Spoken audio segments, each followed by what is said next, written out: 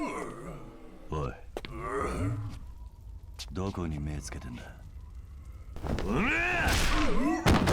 This is one of the most overlooked games in the Yakuza series. Reviews for it when it launched were extremely underwhelming, with just a 64 score on Metacritic. As a huge Yakuza fan, I've always wanted to play it, but the performance on real PS3s is, in my opinion, completely unplayable. After an enormous amount of headaches, I managed to get it up and running in an emulator at a solid enough frame rate for it to be enjoyable, which is exactly how I'd recommend playing through this if you decide to do so. With the Yakuza TV series out now and Pirate Yakuza coming out soon, what better time to look at Zombie Yakuza? We'll be going through all the gameplay systems and then breaking down the full story at the end of the video. Grab your guns, your bicycles, and prep your tank. This is Yakuza Dead Souls. Dead Souls shakes up the usual Yakuza formula of brawling and turn-based combat, replacing it instead with a primary focus on gunplay. With so much attention to detail and deep layered gameplay mechanics in the former, you'd think they'd nail the main combat here too, but the gunplay here is remarkably mediocre. Let's start with aiming down sights. This is depressingly frustrating. When you hold the L2 button, your aim starts in the direction that the character is facing, not where the camera's pointing. This causes the camera to jump all over the place in an uncontrollable way until you get used to waiting for your character to complete his turn before pushing L2. Once you do that, you're stuck in place like in Resident Evil 4, only able to aim left, right, up, or down, which you do with the left analog stick. It's honestly terrible, and throughout my whole playthrough, I never once got used to it. Thankfully, there's a better way to handle the shooting. Run around and spam the R1 button to use the game's PS2-like auto-targeting. This is what you'll be doing for most of the traversal throughout the streets of the infected zone, since it's the quickest way to get from point A to B. Any fast enemies that you face, you'll also need to abuse this continually to get away from them. You can also hold L1 to manually strafe aim. It's more accurate, and it's the only way to control your aiming with the right stick. You can pan the camera left and right, but not up and down. You'll be switching back and forth between all three aiming types depending on what weapon you're using and what enemy you're facing, and overall, it works. There's more than just shooting though. Let's check out the melee combat. Forget traditional Yakuza melee. You won't be doing massive combos or even really punching or kicking the zombies. You won't be doing melee heat actions either, all that's been removed. The melee in Dead Souls mostly relies on weapon pickups, but they're mostly useless unless you're going for challenges. Zombies drop faster from a headshot than from a bicycle swing, you know? Another super weird thing here is that the melee button that's usually mapped to square when you're holding a weapon, it's now remapped to R1, like shooting. Just like the left analog stick for aiming, you never get used to this either. There are a few melee moves in the upgrade tree too, which help you if you get surrounded, but for the most part, these just get in the way. You've got a pistol with unlimited ammo, and for some absurd reason, they mapped most of these attacks to the X button, which is the dodge button. This is unbelievably annoying for large enemies that you need to dodge out of the way of. As far as the heat action goes, they work incredibly differently here from other Yakuza games. Rather than having a bar that you need to charge up to perform a sweet takedown kill with a weapon, you instead fill that same heat bar and push triangle on a highlighted explosive object in the distance to perform a quick time event that explodes that item. It's fun blowing up zombies near barrels, but it's limited to a set number of explosive objects. These are also tied to an upgrade tree which gives you more options for things to blow up and bigger explosions. The enemy AI in Yakuza Dead Souls is hilariously bad. Yes, they're zombies, but even for the undead, they're shockingly stupid. They'll completely ignore you if you're just a little bit out of range, making them easy to avoid unless you're right in their face. They'll also get stuck on quite literally any object in the environment. They'll mindlessly walk in a straight line towards you, bumping into walls, fences, or anything else between you and them and getting stuck there forever. You can stand behind a fence or on a staircase and pick them off without breaking a sweat. Even when you're running around, the normal zombies aren't much of a threat at all. The real challenge comes from the special enemies. What do I mean by special enemies? Well, first up, we've got these giant brutes that require you to manually aim for their heads to bring them down. They're slow but pack a punch. If they slam the ground near you, the shockwave knocks you back. It's crucial to keep a distance and land those shots, which can only be done by manually aiming with the L2 button since that's the only way to aim up and down. Then there's the fast, manic little psychopaths. They jump at you repeatedly, and while they're easy enough to knock down and spam with bullets while they're on the ground, things get tricky if you have more than one of them. When they swarm you, it can get chaotic quickly, but as long as you don't let them get back up, you're usually in the clear. Then there's the sirens. These guys don't attack you directly, but scream to spawn endless waves of moron zombies until you take them out. The challenge with them is that they're constantly running away, making them hard to hit with the auto-targeting when you're being swarmed by the zombies that they call in. There's more, but I think you get the idea. They're pretty cool and creative enemy types that switch things up just enough to stop the combat from ever getting too repetitive and boring. One easy way to take any of them out is with vehicles.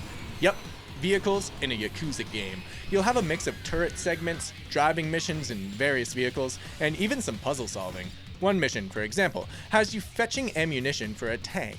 It starts with a trek through the streets where you're tasked with saving a bunch of survivors in exchange for tank ammo.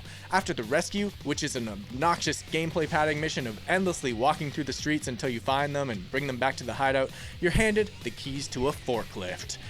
You've got to use the forklift to clear a path of a bunch of sea cans. This is an unbelievably boring and janky puzzle with only one solution.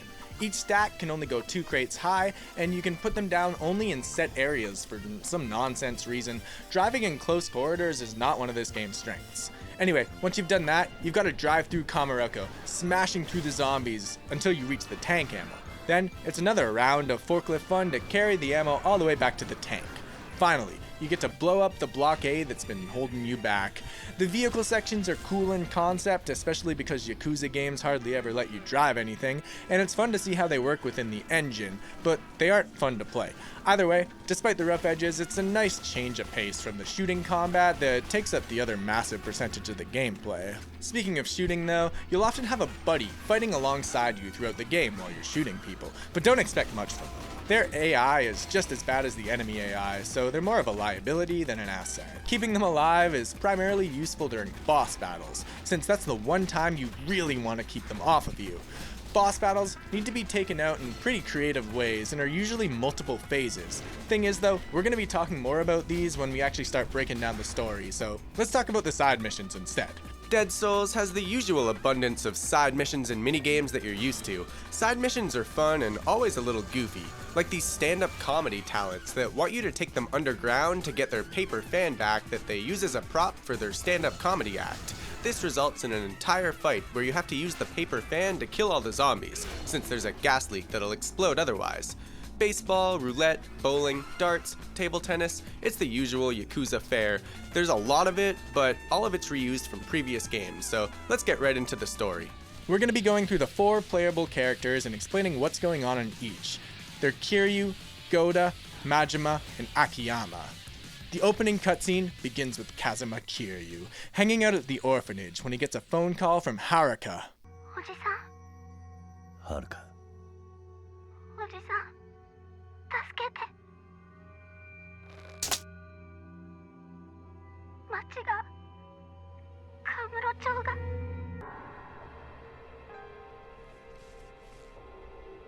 壊れちゃう。壊れちゃうよ。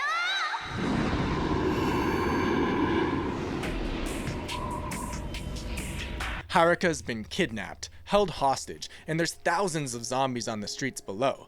Kaz has no idea about the zombies yet, but how did this happen? Well, that's what we're gonna find out. We cut to Akiyama, the first player you play as throughout. The start of his story essentially sees him navigating the zombie apocalypse while trying to keep Hana alive. We see numerous people that are top ranks of the Tojo clan get killed off and turned into zombies right about here, and my jaw dropped every single time it happened. The man in the baseball cap is seemingly attacking the Tojo clan directly. Could the zombie apocalypse have something to do with the feud between Yakuza clans? Down the street, the infection begins to spread like crazy. Multiple people get bit, and the zombie apocalypse has begun. The rest of Akiyama's chapter is him killing off zombies and moving Hana from location to location to keep her safe. Eventually, they escape and head back to Sky Finance to take cover. いい秘書を持ったな。でも襲わないでくださいよ。襲う？君を？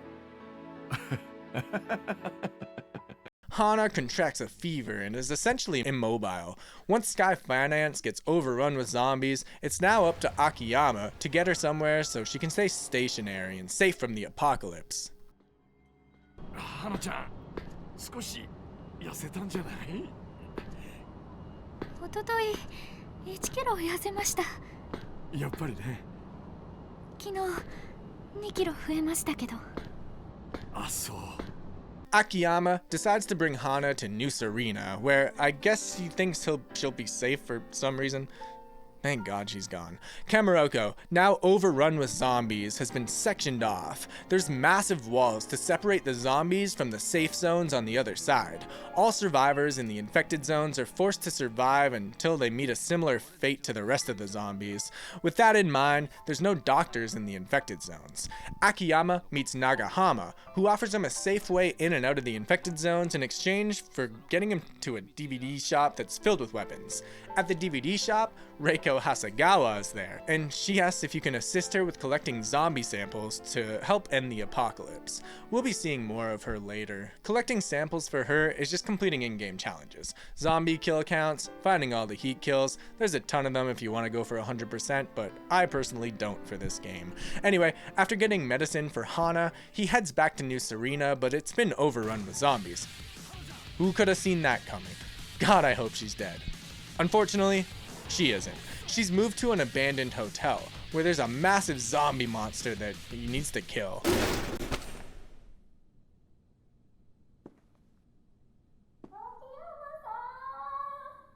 Hana-chan! 出られませ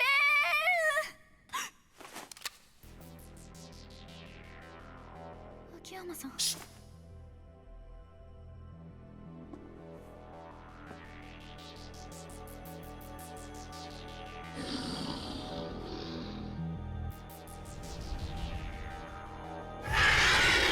The boss starts by crawling all over the walls, dodging your bullets and taking stretchy arm swipes at you until you can manage to knock him down onto the ground.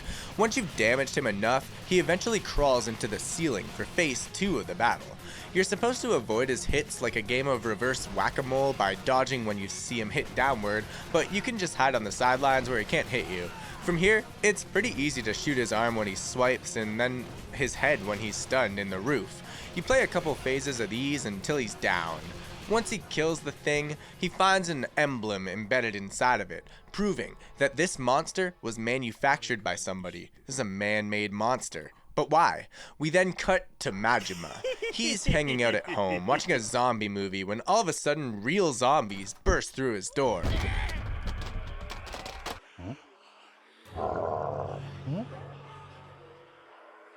Huh?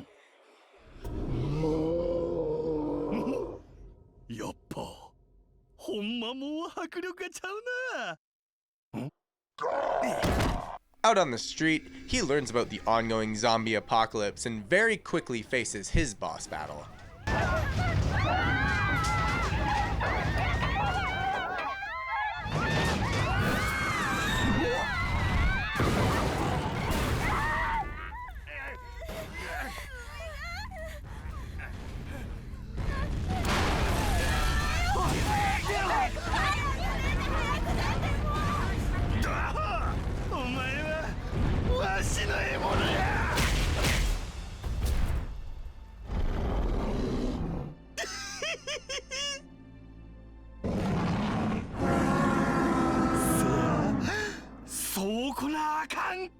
It's a massive rock monster that, at first, seems impenetrable to bullets. Hit him enough times though, and a weak point is revealed on his body. He can get an enormous amount of damage on the guy by hopping in the tank and firing at that weak spot over and over. He also starts throwing cars at you, which you can heat action for a ton of damage as well. Once it's down, Majima sees the same emblem. He gets a call from Azumi and learns that the headquarters are being attacked. Nikaido, the third chairman of the Omi, shows up and taunts Majima, revealing that he knows the Tojo clan is under attack. One of the city walls then begins to break. やっとるな。よっしゃー！おい、そっちはダメだ！戻るんだ。あんたあいつはくそ。もういい、早く閉じろ。急げ、奴らが来るよ。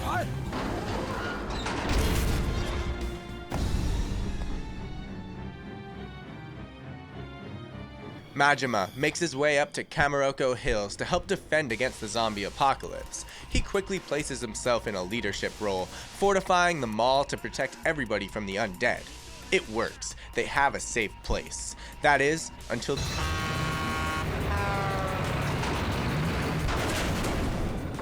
会長、ご無事で。もう大丈夫です。バカな。これじゃ奴らが入ってきちまう。おら、みんな入ってきやがった。真島さん。やっぱ登場会はアホばっかりや。大好きやで。Once Majima kills all the zombies inside the mall, he heads outside with Daigo to clear the remaining ones outdoors. Unfortunately, throughout all the chaos, Majima is bitten by a zombie. 何？くそが。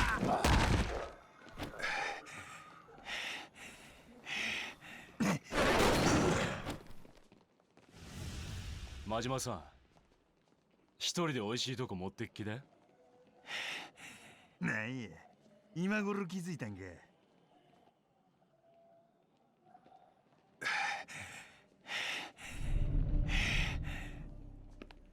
店の方はもう大丈夫です。離脱しましょう。 There's another boss battle with an invisible enemy, but you really just shoot it over and over again until it's dead. It's hardly really a boss battle. Him and Daigo head out to see the florist, the information broker. They want to figure out what's going on and why this is happening. The florist tells them that, and this is insane, he tells them that the zombie outbreak was likely started by the Omi Alliance. See, Goda and Nikaido of the Omi were seen in Kamurocho right before the outbreak started. They learn that Nikaido is at a batting cage with an unknown accomplice, so Majima heads there immediately. Akiyama's there too. At the batting cage, Nikaido admits that he played a role in the zombie outbreak. He wants to avenge Goda for being beaten by Kazama Kiryu, even though Goda doesn't actually want this at all. Nikaido summons another massive monster. This one is actually really difficult. He's extremely fast, so you've got to kind of constantly back up and just keep shooting while timing your dodges perfectly when he lunges at you. Phase 2 has him roll into this weird spinning spike ball like a hedgehog and roll at you over and over again. You know the drill. You do a couple rounds of both phases until he's down. Up until now, we've been told that the Omi Alliance has been the main culprit in the zombie scheme, but through an interview with the chairman, we learned that, in fact, he had no idea about this. We're now playing as Goda. A flashback shows us that after he was defeated by Kiryu and expelled from the Omi Alliance, he started working as a chef at a takoyaki stand, taken in and trained by his father, who's a veteran chef. 下手に加減したりすりゃかえってタコを苦しめちまうからな。いいか、目と目の間だ。そこを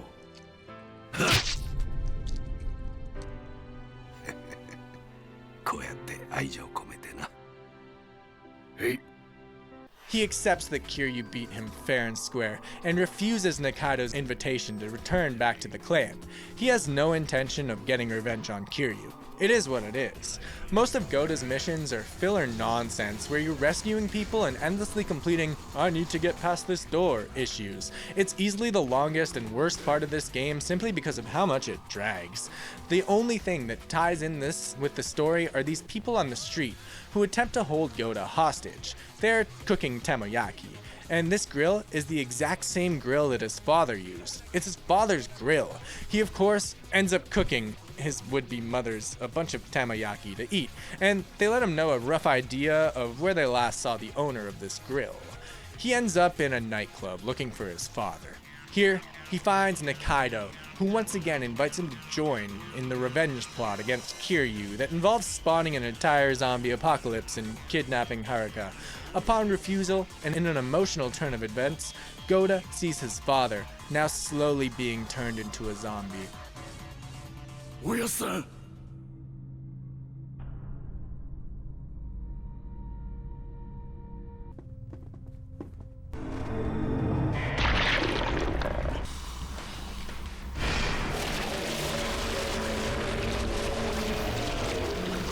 The boss battle against Pops is insane. He's an 8-legged octopus monster that hits you with his tentacles. Most of the battle consists of dodging his tentacle swipes and blowing them off by shooting the red zones on them.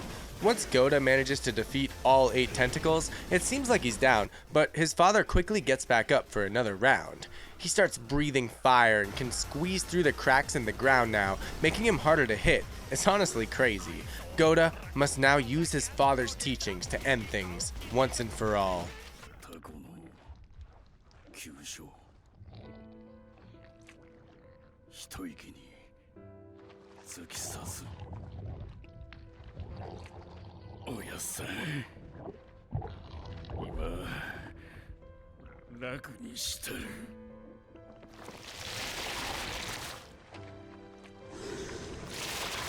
神や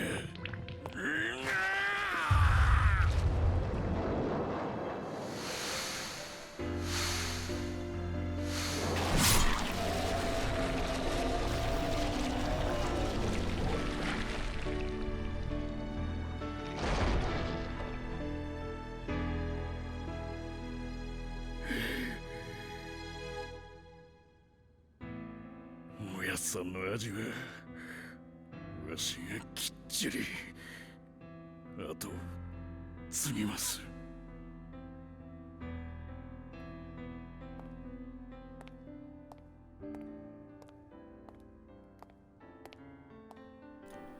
Alright, ready to get to Kiryu in the finale? We'll be going over Kiryu's story and the ending of the game in a lot more detail than the other 3, so strap in. Remember that accomplice that Nikaido had with him? That person is Didi. He's going to be playing a pretty big role here. So a quick Kaz recap.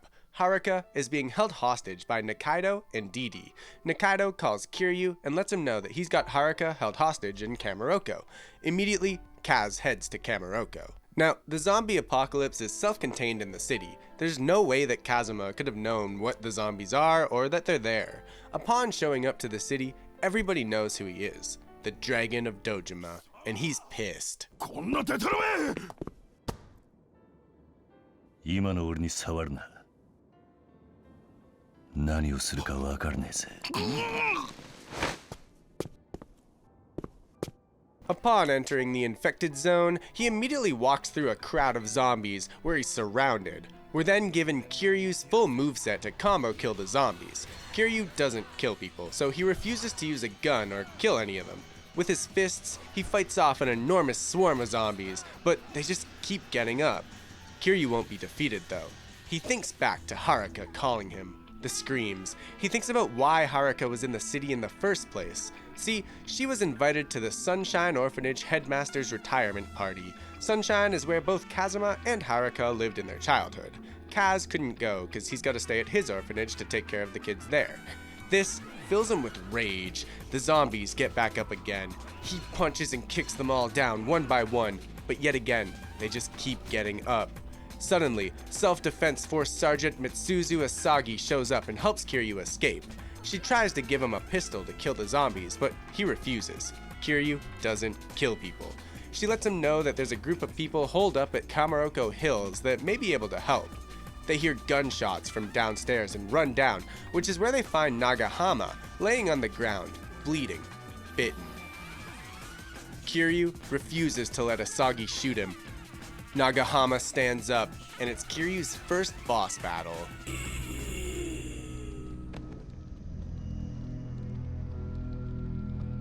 手遅れよ。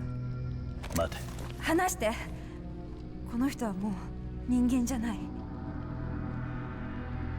体の中に入り込んだゾンビの毒はやがて人を死に至らせる。そして死者は歩き始める。話して。撃つな。でもアサギ。手を出すんじゃね Nagahama goes down in one combo, but then he gets back up. Over and over again, Kiryu beats him, knocking him out cold, only for him to get back up again. It's actually insane how long you have to do this for.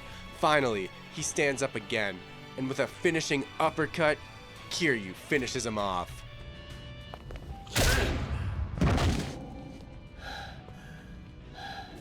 But he gets back up again. もうやめて。もう十分でしょ。 Asagi explains to Kiryu that he's already gone and that the right thing to do is to set him free. Kiryu steps in front of the bullet, disarming Asagi. え？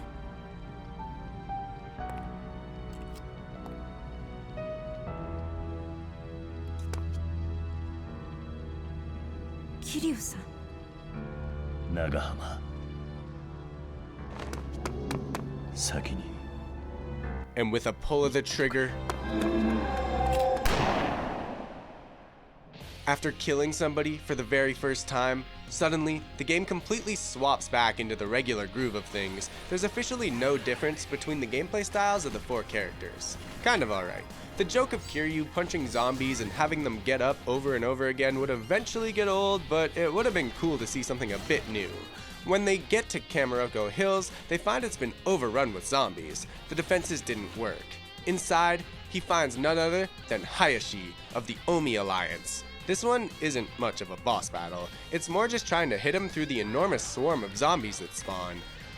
Once he's dead, Kiryu turns the corner to find Majima sitting there. Majima no Majima explains that the person who kidnapped Haruka is likely Nikaido. He suggests that they head to Purgatory to look for answers. Once they get to the manhole that leads to Purgatory though, Majima tells Kiryu the news. キルちゃんわしなゾンビになってしもたかもしれん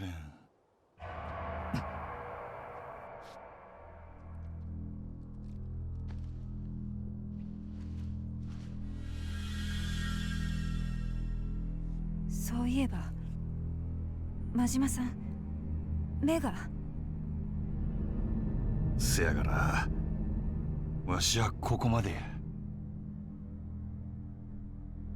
俺にできることはせやなわしがゾンビになったらそりゃお前世界の破滅やろそん時このわしを止められんのはキルちゃんお前だけや頼めるな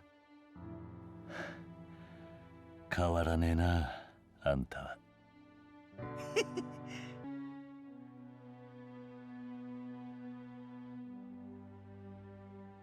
アサギ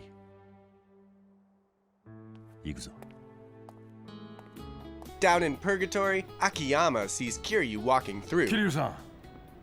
Together, they head in to see the florist to learn about Nikaido. Here, we learn about Didi, the accomplice. He's an arms dealer that discovered a new strain of bacteria in Africa years ago, which he's weaponized and sold to Nikaido. Nikaido's no longer part of the Omi Alliance. He's gone rogue. The florist confirms that Nikaido's gone rogue in order to get revenge on the Tojo clan, but more specifically, on Kazama Kiryu.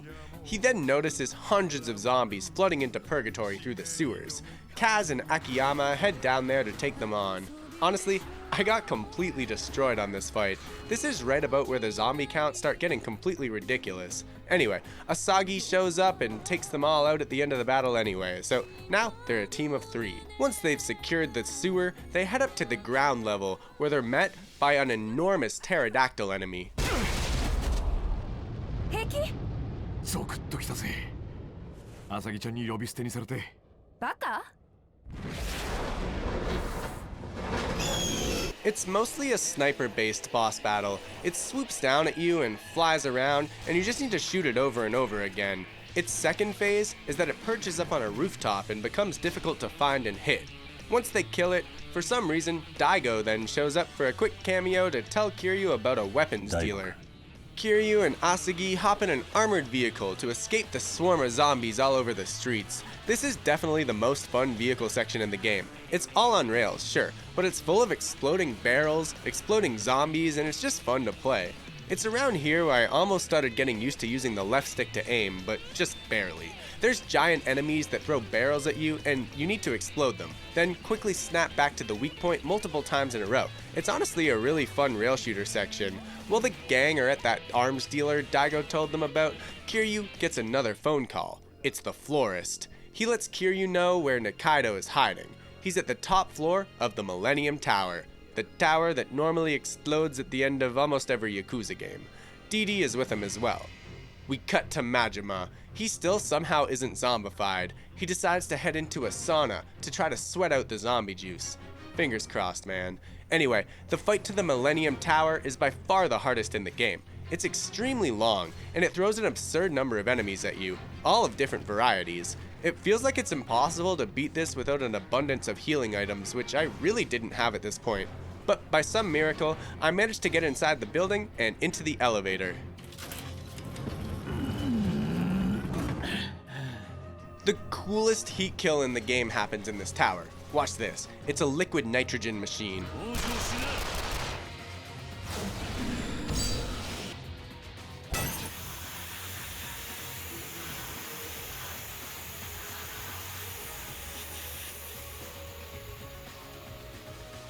That's so sick. They managed to make it upstairs to the top floor, and it's here where they find a zombified Hayashi. This boss battle is extremely weird. Honestly, I barely know what was happening most of the time. You just keep shooting him, then some sort of QuickTime event or cutscene plays, and then you shoot him some more until the next one. It's crazy how many random cutscenes there are in this fight. Why are the sprinklers going off and well, there's fire, but why do they get their own cutscene? If you're wondering why Higashi got zombified in the first place, well, meet Didi again. Higashi was prying for information on what Didi and Nikaido were up to. Nikaido overhears this and ends up shooting him. That's when Didi shows off his new formula and injects it right into his neck, spawning that emblem that's been on every boss battle so far. With Higashi dead, Kiryu and Goda head up to rescue Haruka from Nikaido and Didi. They demand that he frees Haruka. その後話せや鉄そしたらお仕置きやさかいなまあええやろ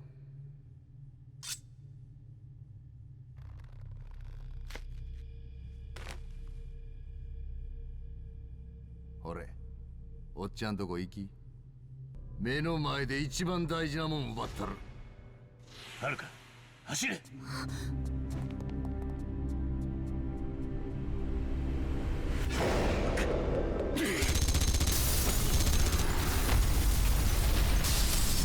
桐生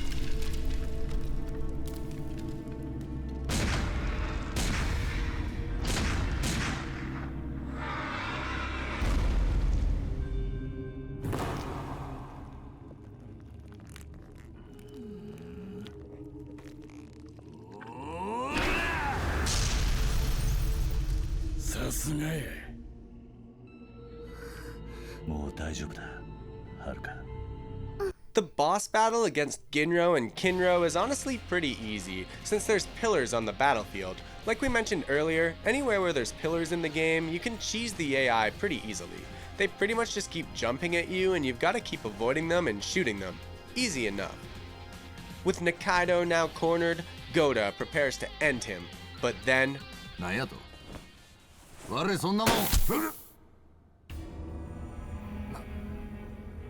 なんやこれはタナトスだよ新型のね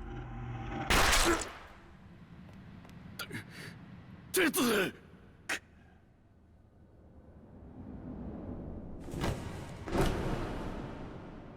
As Nikaido is slowly being turned into a mutant zombie, Didi explains why he believes what he's doing is beneficial to the zombies. See, it feels good. It feels like morphine constantly flowing through their bloodstream.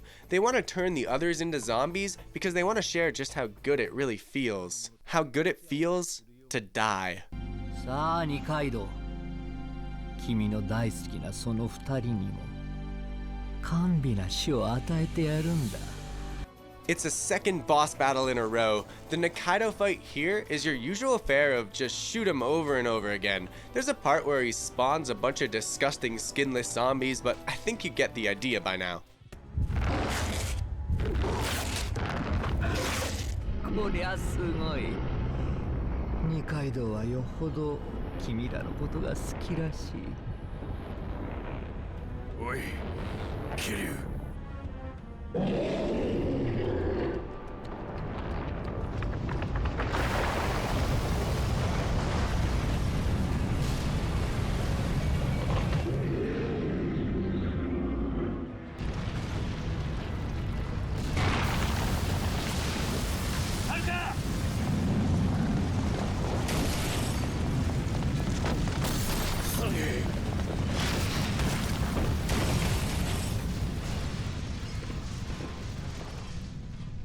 はるかユージ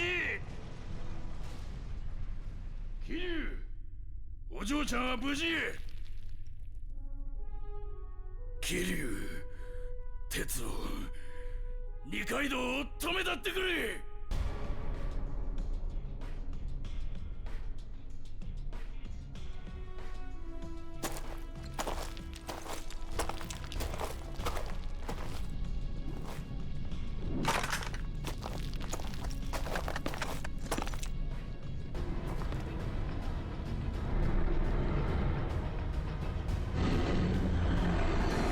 Now this is how you do a final boss battle, on the actual roof of the Millennium Tower. This plays like a God of War style battle. You're even able to dodge roll through his swipes like in God of War. His eyes are his weak point, but attempting to hit them with the left stick always had me getting hit, so I just shot him in the chest repeatedly with the shotgun. Eventually, he managed to grab Kiryu and hold him in the air, but Kiryu manages to get his gun out and shoot him directly in his left eye. The battle continues on the roof until Asagi shows up in a helicopter to assist. She drops Kiryu a box of unlimited grenades that he can use to throw into Nikaido's mouth over and over again until his chest explodes, stunning him. Then, she throws him an anti-tank missile launcher with missiles to use to blow up Nikaido's chest.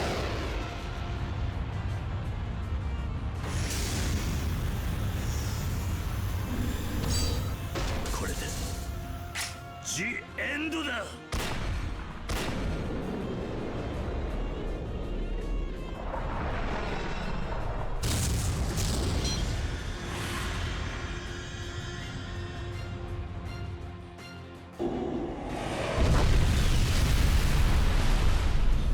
桐生、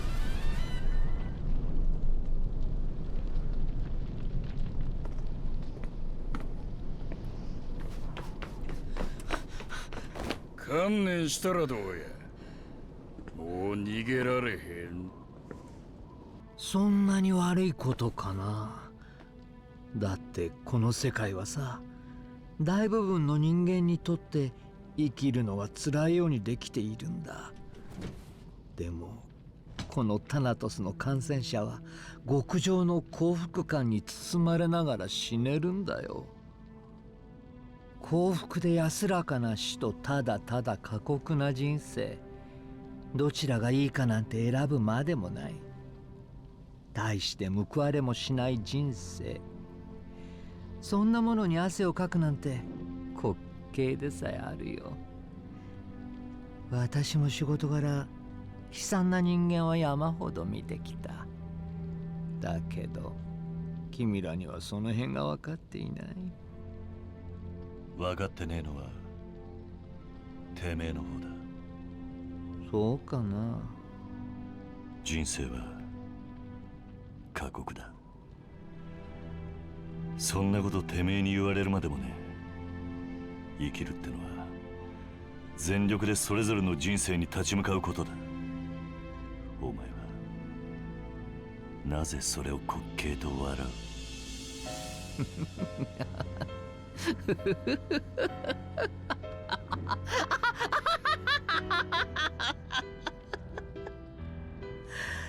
なぜ笑うかって、おかしいからだよ。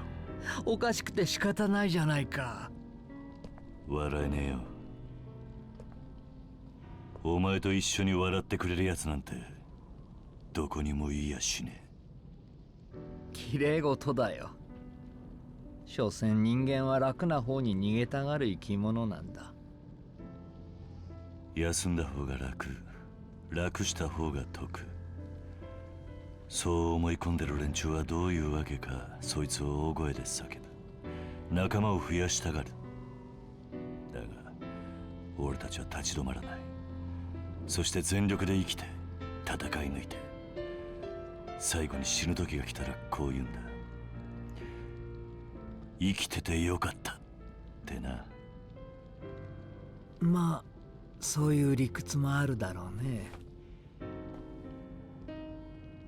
桐生一馬、二階堂が君にご出身だったのもわかる気がするよ。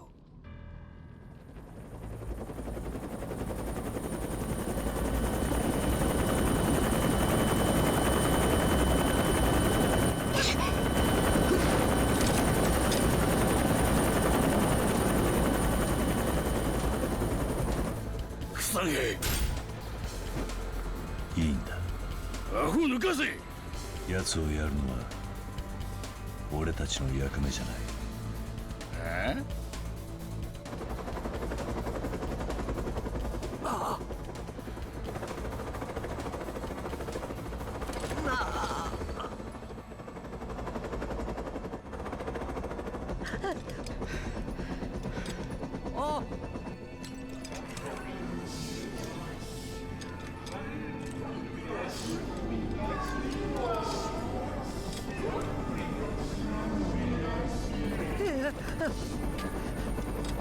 おい、どうなってるんだ。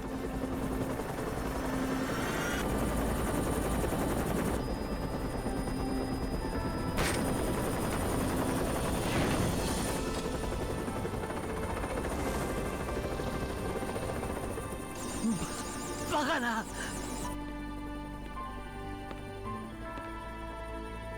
似合いの最後やな。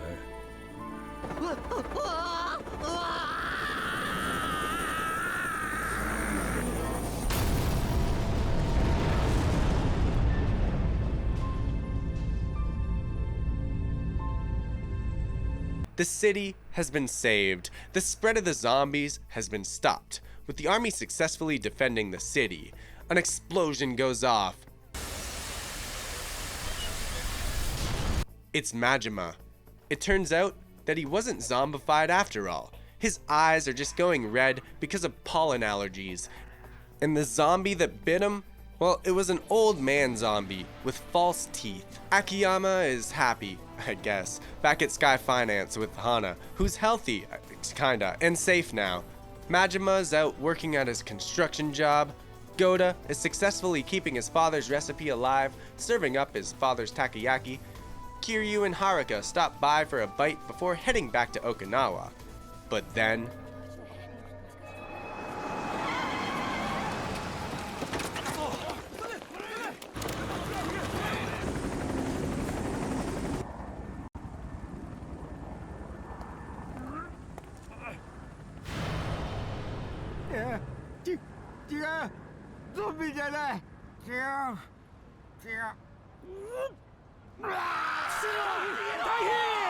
And that's a wrap on Yakuza Dead Souls. I guess for some final thoughts, I absolutely love this. I was afraid that a Yakuza zombie spin-off wouldn't be able to nail that perfect balance of a mostly serious story mixed with goofy undertones, but it took me by surprise and it absolutely did.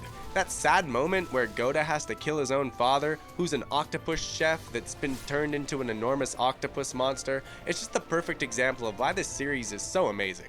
There's some obvious negative points when it comes to the side missions, the repeated mini-games, and the actual gunplay, but if these control issues were patched up, Dead Souls would make for an amazing remake in the same vein as Ishin. I hope that happens. This game is extremely inaccessible. It's been pulled from all online stores, it's a PS3 exclusive, and physical editions aren't exactly cheap. Emulating it is hardly an option either. Upscaling in 60 FPS result in nonstop crashes, and it's obnoxious to get running in general. It took me hours of fiddling to make it work consistently, The RPCS3 settings on the website don't really help that much, but there's directions for my own settings in the video description if you want them. Anyway, the pseudo-sequel spin-off to the spin-off game here takes place in a mini-game in Judgment called Kamurocho of the Dead, which I may make a video about. Subscribe if you want to see that, or feel free to support the video if you enjoyed it. This took me a long time to make, so I'd love that, but that's all I got for now though. Thanks for watching, guys. Love ya, and peace.